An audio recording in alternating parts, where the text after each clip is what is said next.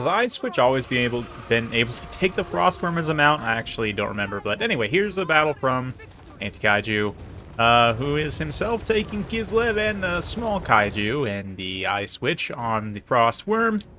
It's a pretty decent monster mount for Caster Lord, relatively small now, with okay stats, and the Anti-Large especially makes her formidable at fighting other monsters, or other monstrous characters. Obviously, Anti-Large against Bretonnia is always going to be good, but being an Ice Switch, she's got that extra Anti-Large of a summon of a Snow Leopard. Blizzard is the only spell here, and that's pretty much it. As for the rest of the build, got a couple of Streltsy, plenty of Kislev Warriors to be expected against Bretonnia. Armored Cossars, yeah, 2 Streltsy, 2 Cossars, a couple of Winged Lancers, and the Golden Knight as well, Nariska, who is here to remove magic attacks from Grail tier units, and yeah, does not have the Guardian, though, to give extra physical resistance to herself and the Ice Switch, which is pretty good. And make them immune to flanking, of course. We'll see if it ends up mattering, but on the opposite side of the field, Albric, de Bordelot, and some Royal Hippogriff Knights. We've got some Knights of the Realm. Looks like a single Grail Knight. Several Knights of the Realm. Front line of mobs here. Got some Spearmen at Arms, Bowmen as well. Nice, well-balanced, wholesome Bretonnian army. So, you see the summon get used quite early here. The Snow Leopard is going to try and perhaps swing back and snipe that caster. Yeah, this Damsel for Lore of Life, no horse, not going to be subjected to the Anti-Large bonus. She actually runs in here, and then immediately all the Hippogriffs countercharge to help her out, so that's fine. That's actually going to form a pretty good blob for these guns to fire into, the Streltsy and the Armored Cossars. Let's see if the Streltsy, yeah, full unit is able to fire up and over there. Doesn't do an insane amount of damage, but let's see what this Blizzard accomplishes here. Looks like, yeah, Hippogriff Knight's actually going to pull away and out of that area of effect. So it won't do an insane amount of damage, and we'll use a good amount of Winds of Magic, but obviously we'll nuke 1 Peasant Bowman at least, so it's not a complete and total waste. Winged Lancers kind of holding the ground here. This is one matchup where Bretonnia does have better cavalry, right? I mean, obviously, but here, Anti-Kaiju is going to miss the charge on his Winged Lancers and eat the charge from Knights of the Realm. A little bit unfortunate there, but microing in the front line, making sure he's got Nariska and the Ice Switch.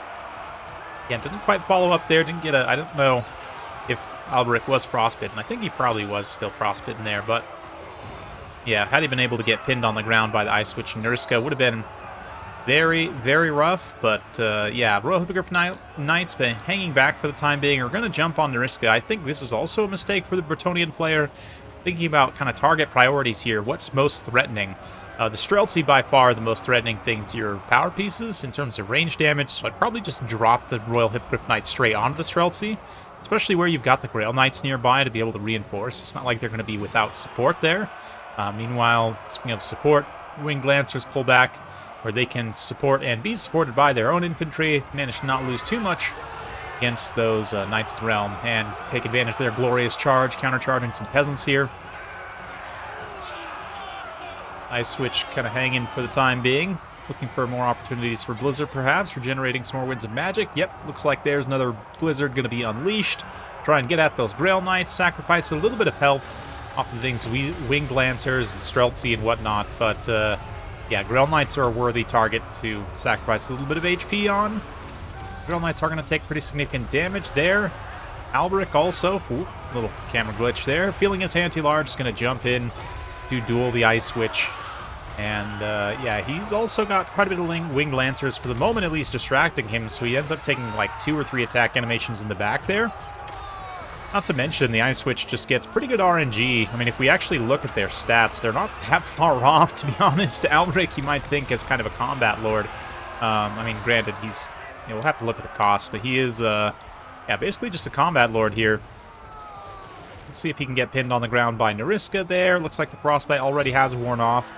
Nariska does have Frostbite, but is unable to get any attack animations in. Ooh, there's one. But Alberic does screen through some spears. Mariska does not get stopped up. Maybe she'll be able to rout Alberic here, which would be pretty massive, but a very devastating regrowth on these Royal Hippogriff Knights. They've only lost a single unit model, so they have lots of healing capacity still. A Vigor refresh also is a pretty critical point in the battle. I mean, a lot of units are starting to get a little bit lower, right? We're starting to see some units come off of fresh, although some are still fresh. So it's a good time to kind of refresh things and make sure they can stay in that fresh zone, right? Rather than waiting till they're far below it. But Bretonnia is still fighting, still pressing through the center. Knights of the Realm, of course, and the Grail Knights will get extra anti-large with Alberic nearby. He manages to salvage himself from that engagement. And now gets a pretty advantageous engagement against the Ice Witch here, as she's surrounded by Knights of the Realm. So not a great position for her to be in. The Armored Cossars have used up all their ammunition, so they're going to move into melee, screen the Knights here. Knights also just lose their attack animation anyway, attacking some Armored Cossars. And the Ice Witch is able to screen out, get over to some Kislev, Warrior, Infantry support. So far, the Infantry for Kislev has been doing a decent job, but has just been largely outnumbered and starting to get dragged down a little bit there. Leadership giving out in many cases. So Mariska, yeah, right now, helping perhaps to rout these units, but the archers are doing some really nice work. Those Kislev warriors are also a high priority target, and the archers are going to be the key to dealing with them, right? So even if, you know, value-wise, these archers basically just pay for themselves, which is nice, of course, but, I mean, tactically taking out those Kislev warriors at range, you know, men-at-arms fighting them in melee also will be fairly cost-effective as well. Even though the Kislev warriors are obviously just better, it's still, you know, bogging them down, soaking them in lots of bodies, the mobs, and everything else. Just kind of tires them out, wears them down over time, right? So right now, looking pretty even, basically neck and neck. Yeah, Ice Witch coming back into the center here. Gets caught by Alberic. I don't know why the Grail Knights didn't just stay on that engagement and try and finish things. Instead, they get a little hit-and-run charge, and then come back to try and help.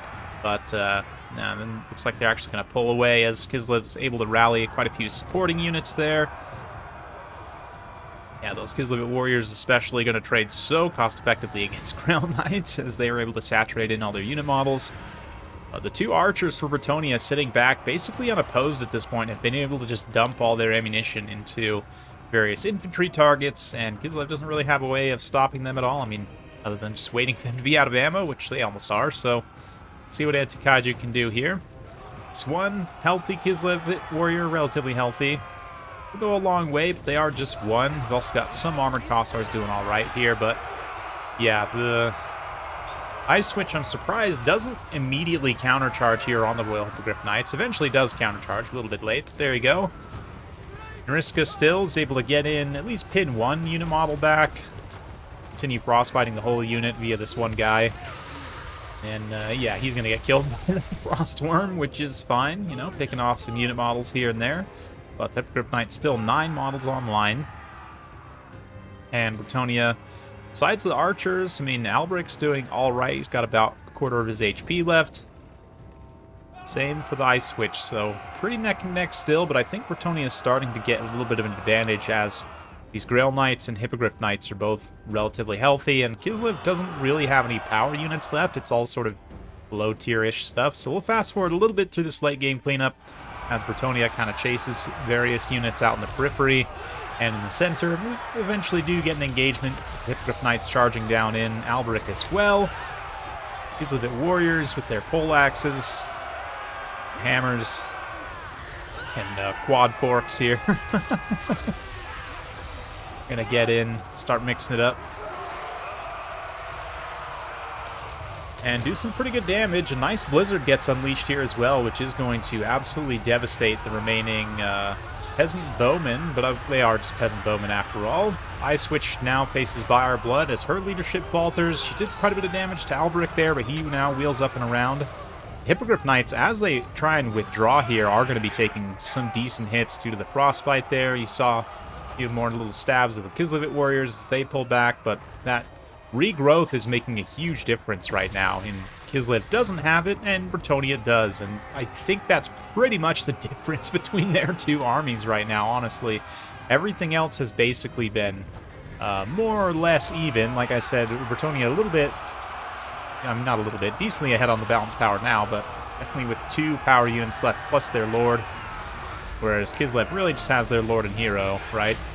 With some supporting infantry, but as strong as Kislevite warriors are, even after the nerfs, they can only go so far. Although they are definitely going pretty far here. Not enough to save the Ice Witch. She gets routed.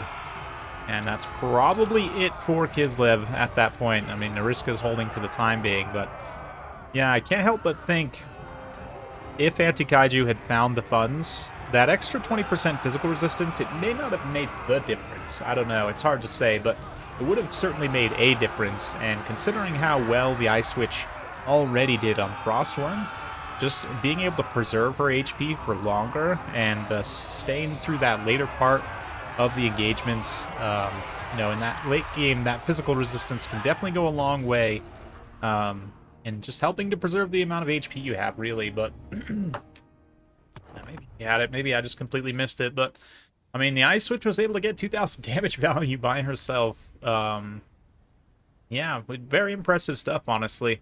We'll have to take a look at her base cost on that and kind of compare it to some other lords here in just a second. But overall, it's a very close battle. Ends up being, yeah, pretty much the difference is regrowth. I mean, you see like the 3 key units for Bretonnia here between Albric and the 2 rail tier flying and ground knights. Yeah, they were the ones being regrowthed, and they were the ones ultimately that kind of carried that late game, and to be honest, carried most of the battle. The Knights of the Realm definitely helped contribute, and as mentioned, the fire arrows, pox arrows also. Just raining death very cost effectively all over. Those Kislevite warriors, very key as well to victory. Kislevite warriors even still managed to just rack up value like crazy. Definitely would want to, I don't know, maybe even take 5 in this matchup. Hard to say. The Armored Kossars do play a role here in kind of soaking up damage to a degree. The Streltsy also largely pay for themselves. I don't know, it's hard to kind of identify units here. Maybe I would just, I don't know, I would say forsake the Winged Lancers, but at the same time, it feels like you need some mass here to stop up Bretonnian cavalry so they're not just running completely roughshod over your infantry. And try and preserve a little bit of mobility component there. But, yeah, the Ice Witch, honestly, on that mount's very, very solid. So let's just quickly evaluate from a cost perspective.